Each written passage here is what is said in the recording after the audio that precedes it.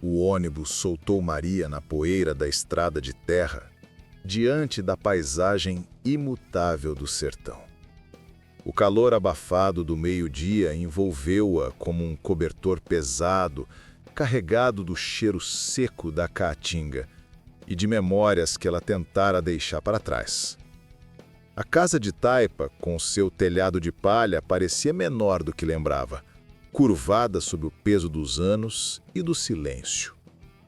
A avó Zefa esperava na soleira, os olhos profundos como fissuras na terra ressecada. Nenhum abraço, apenas um aceno grave. Chegou na hora certa, disse, a voz áspera como graxa. Teu pai descansa na sala. Dentro, a atmosfera era ainda mais densa. A luz fraca, filtrando pelas frestas, iluminava o caixão simples de madeira onde Sebastião repousava.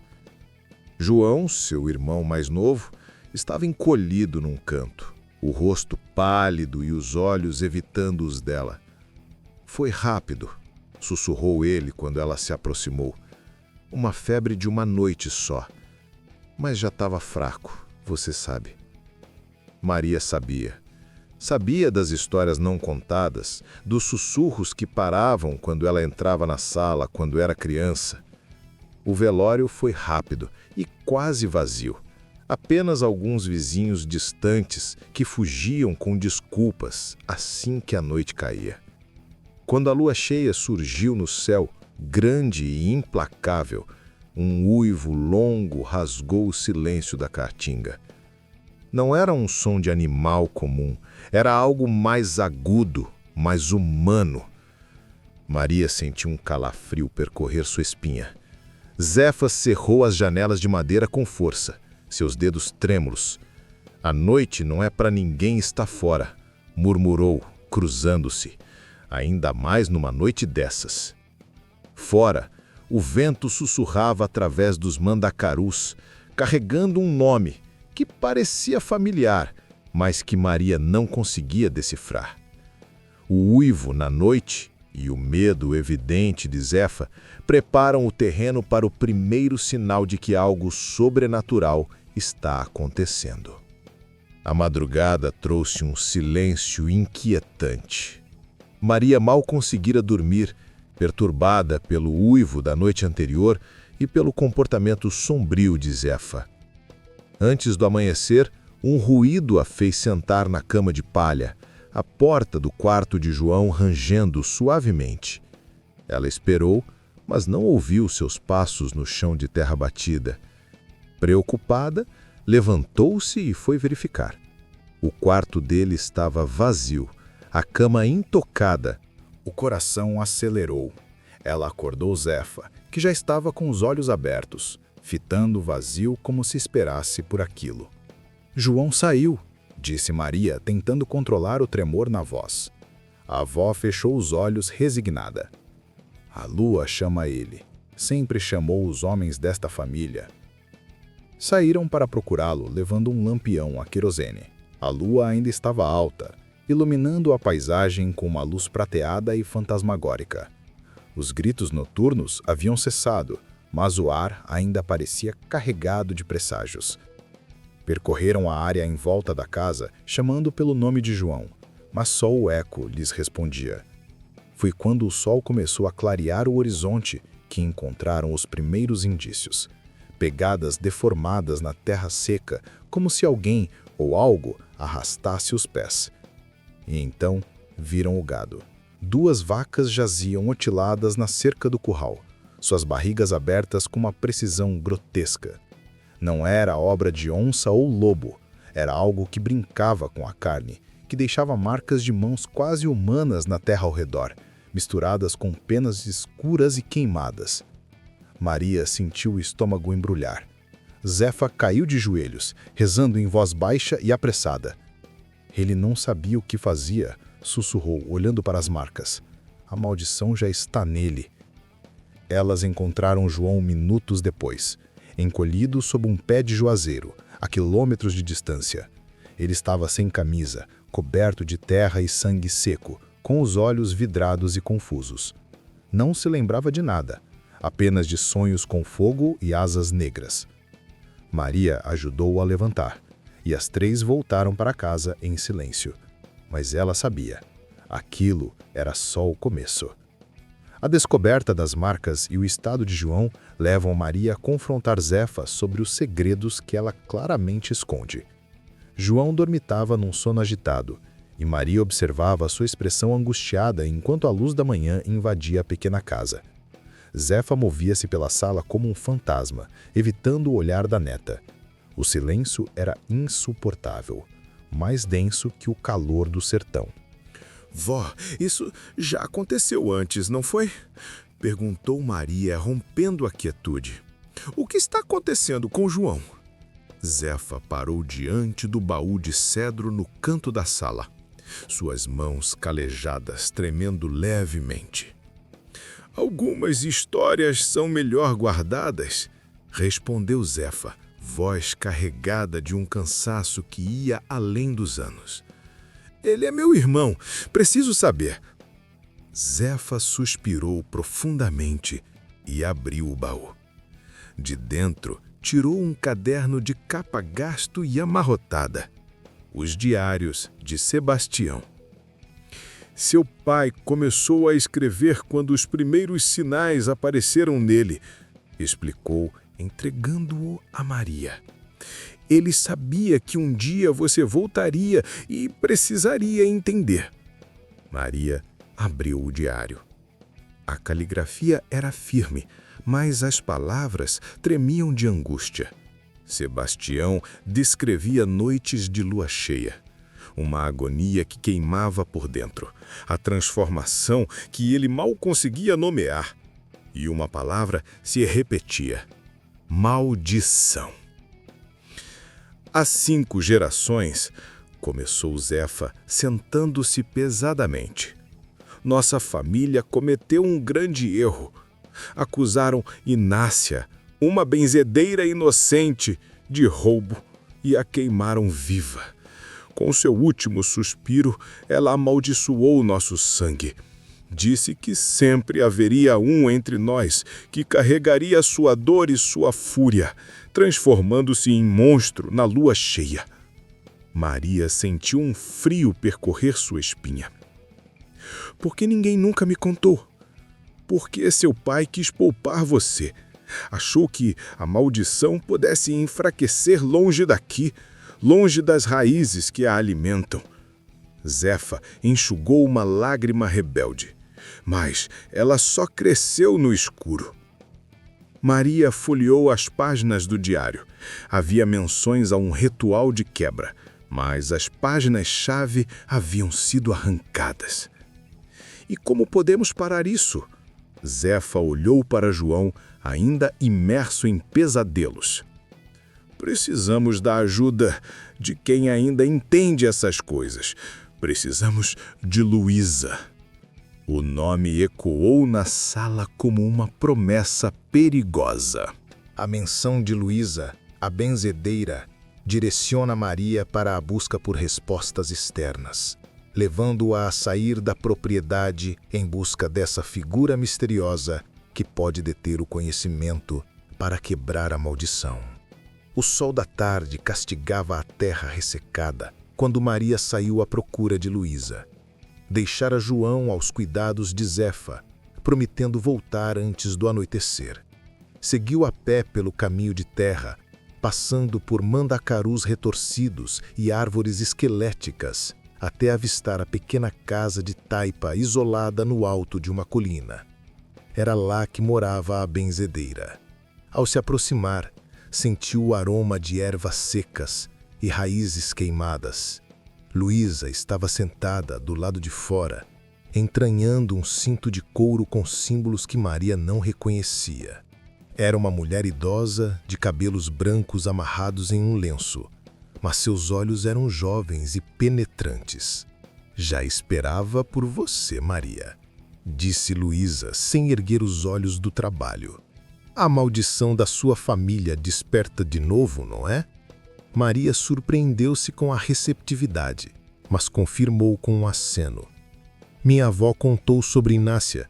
Precisamos saber como quebrar a maldição antes que seja tarde para o meu irmão. Luísa levantou-se com esforço e entrou na casa, voltando com um pequeno frasco de barro contendo um pó escuro. A maldição se manifesta como uma kumacanga, um espírito de fogo e penas que consome a alma de quem herda a culpa dos seus antepassados.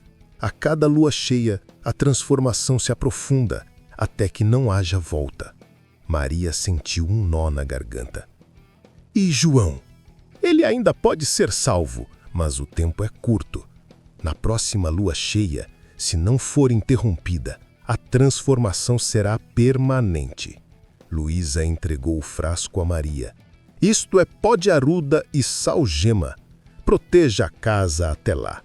Mas só um ritual de perdão no local onde Inácia foi enterrada pode quebrar a maldição de vez. Onde é?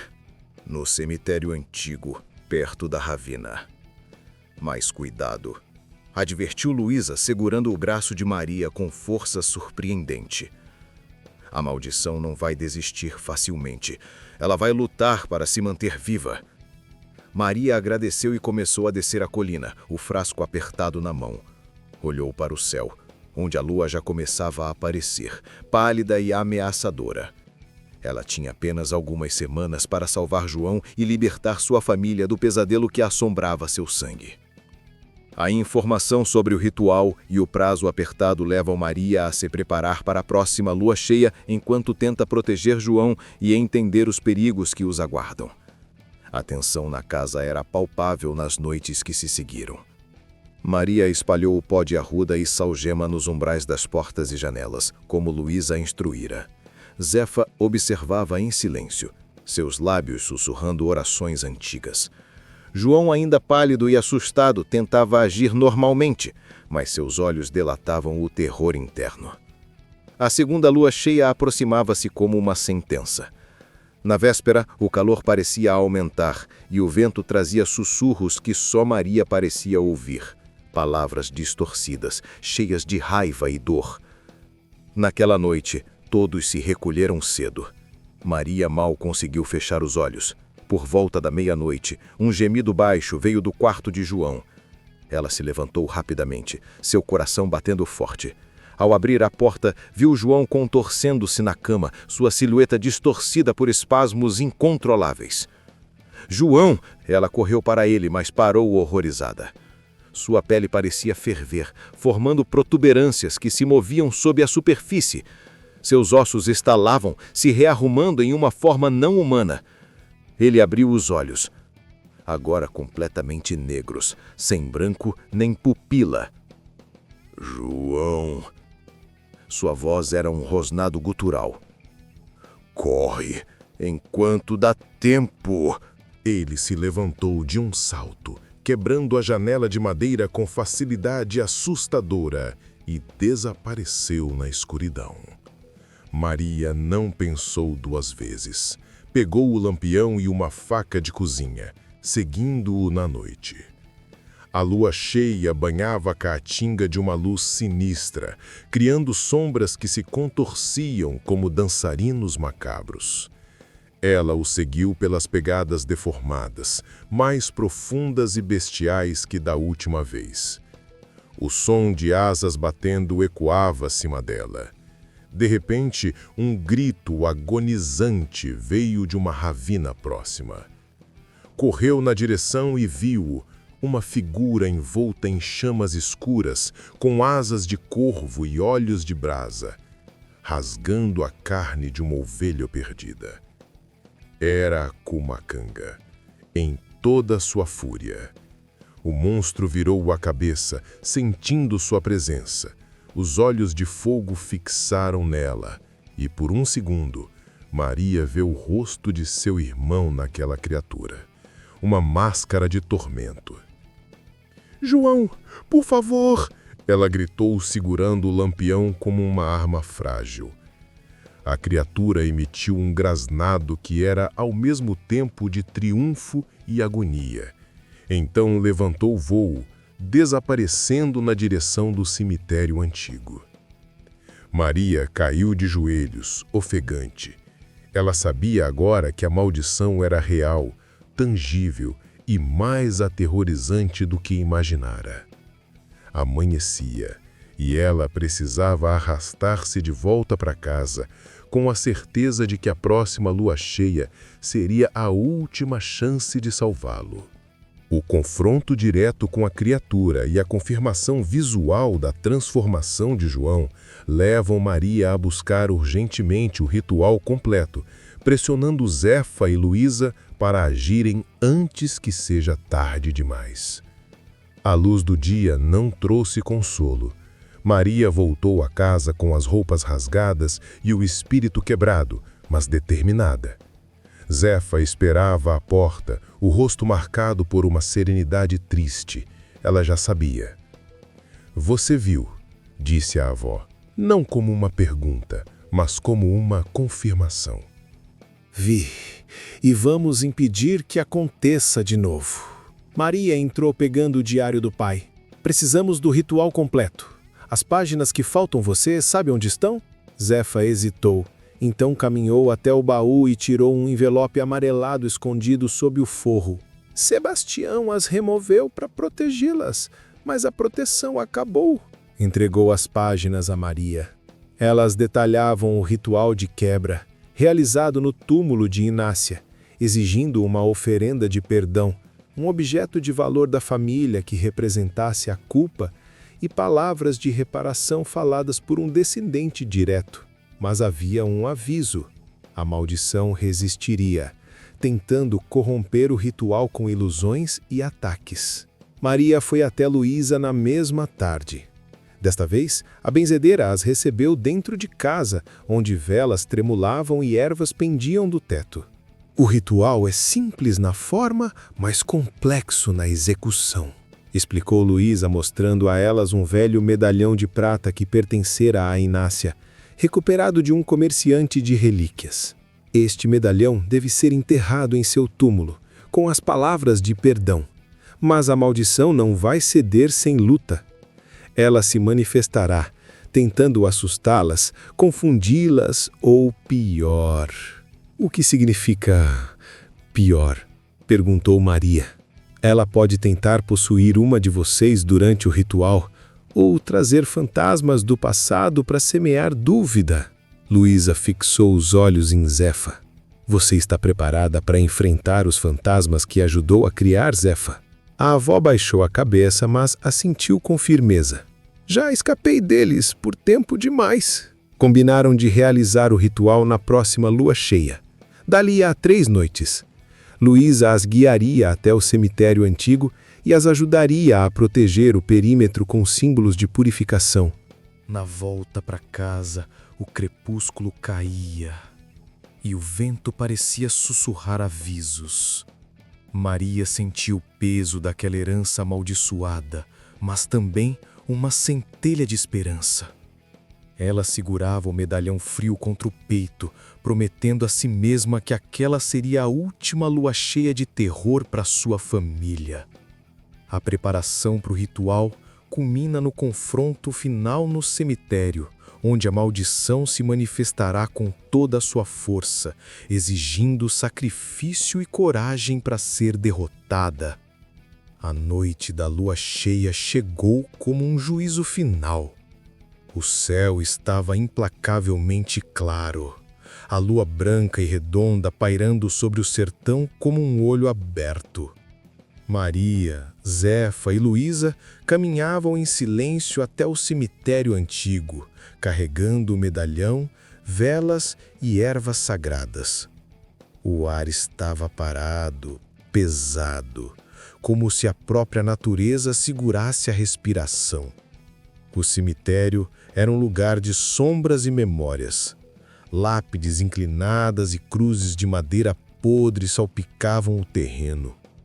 Luísa levou-as até um canto afastado, onde uma pedra simples e rachada marcava o túmulo de Inácia.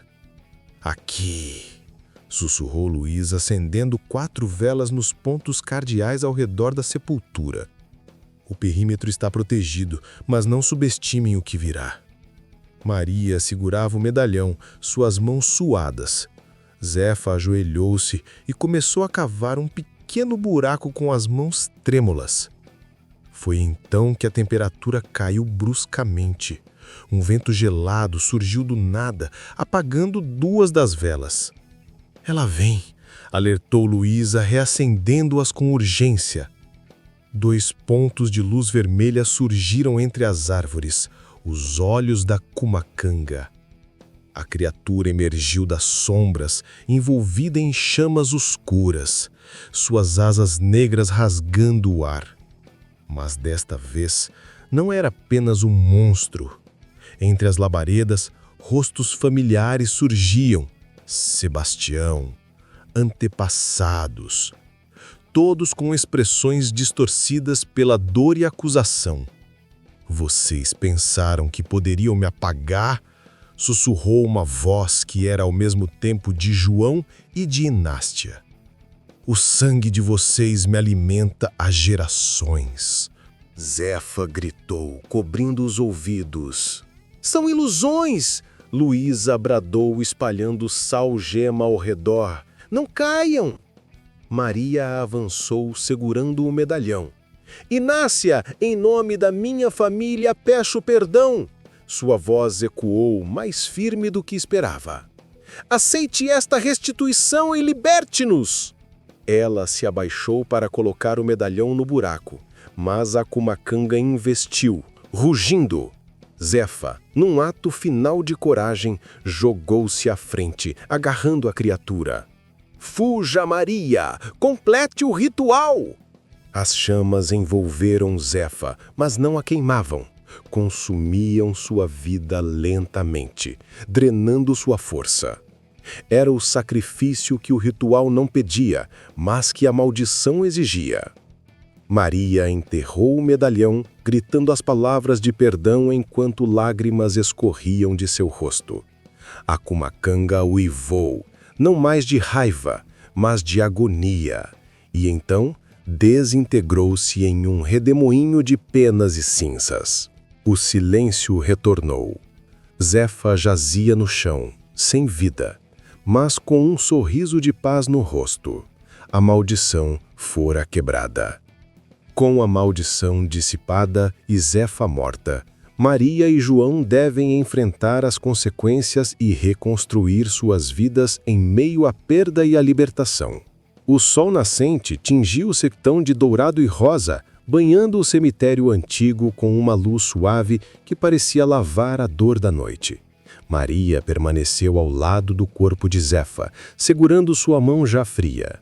Luísa aproximou-se silenciosamente, colocando um xale sobre os ombros de Maria. "Ela escolheu seu destino", disse Luísa, voz serena. "E com isso, deu a vocês um futuro." Juntas, carregaram Zefa de volta para casa, onde João as esperava, pálido mas são. Seus olhos encontraram os de Maria, e sem palavras, ele entendeu.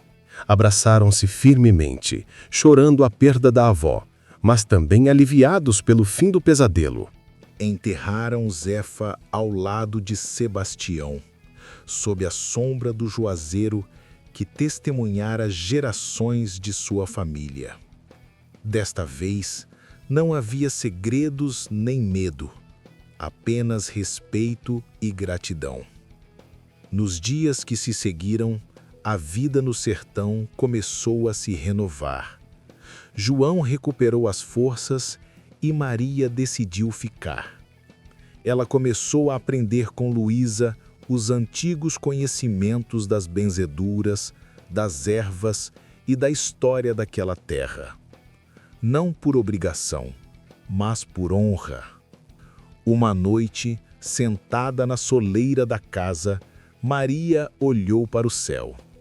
A lua cheia surgiu, mas agora era apenas uma lua, belo e tranquilo, sem ameaças escondidas em sua luz. Ela sorriu, sabendo que o sangue da sua família estava finalmente em paz. O sertão sussurrava suas histórias, e Maria agora estava pronta para ouvi-las e protegê-las.